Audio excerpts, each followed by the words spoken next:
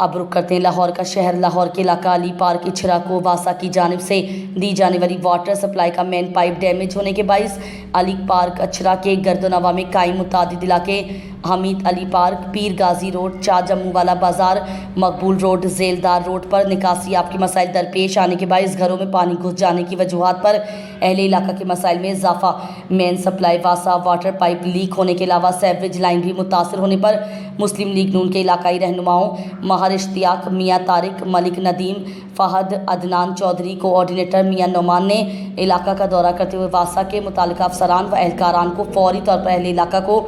درپیش مسائل کا حل کرنے کے احکامات کے علاوہ اہل علاقہ کو بھی درپیش مسائل کے حل کی فوری یقین دہانی کروائی اور مزید یہ بھی کہا کہ وزیر اعلیٰ پنجاب مریم نواز کی جانب سے عوام کے مسائل حل کرنے کے سختی سے احکامات بھی متعدد بار جاری کیے جا رہے ہیں۔